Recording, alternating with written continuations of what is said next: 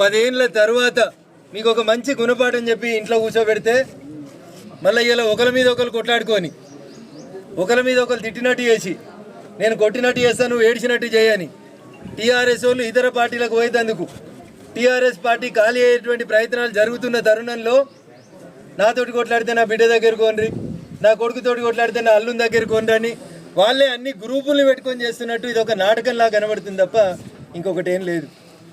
చెప్పాల్సి ఉండే నేను ఎవరో మధ్యవర్తులు వచ్చిరని ఇలా పేపర్లో చూసినాం. తండ్రికి బిడ్డకు మధ్యలో మధ్యవర్తులు ఎందుకు? నేరుగా మాట్లాడుకోవడానికి ఫోన్ ఉంది, ఫామ్ హౌస్ ఉంది, బిడ్డ వస్తా అంటే నాయన రానిస్తాడు కూడా.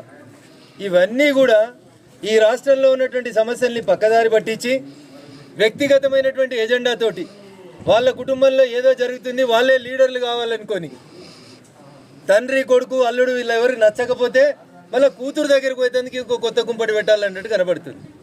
నాకు అవగాహన ఉన్న కాడికి నాకు అర్థమవుతున్న కాడికి చెల్లె కవిత ఆల్రెడీ మెంటల్గా ఫిక్స్ అయినట్టున్నది. టీఆర్ఎస్ పార్టీలోకి వెళ్ళి బయటికి పోదామని, సొంత ఎజెండా పెట్టుకుందామని, అక్క షర్మిలక్క చేసినట్టు పాదయాత్ర చేద్దామని, ఓ కొత్త పార్టీ పెట్టుకుందామని ఆమె డిసైడ్ అయినట్టు కనబడుతుంది. తేదీ ముహూర్తం కూడా నాకు అర్థమైన కాడికి బహుశా జూన్ 2వ తారీఖున కవితమ్మ కొత్త పార్టీ పెట్టవచ్చు. అంతకుమించి కొత్త కనబడేది ఏముంది? ఆడ కొట్లాట ఏముంది? తండ్రి కూతుర్లు అన్న చెల్లెళ్ళు పక్క రాష్ట్రంలో ఏమైందో చూసినాం. ఈ రాష్ట్రంలో కూడా గదే అవుతుంది. కొద్ది రోజులు పార్టీ పెడతారు, నడుస్తారు, పాదయాత్ర అయిపోతుంది. ఆ రాష్ట్రంలో అక్క చెప్పింది కదా పాదాల మీద నడిస్తే పాదయాత్ర అని. అట్లా ఈడ కూడా చెల్లె పాదయాత్ర చేస్తుంది, కొద్ది రోజులు కొత్త పార్టీ పెడుతుంది. సామాజిక తెలంగాణనో మహిళలకు అన్యాయం జరిగిందనో ఇప్పుడు చెల్లె కవిత మాట్లాడితే బాధ అనిపిస్తుంది.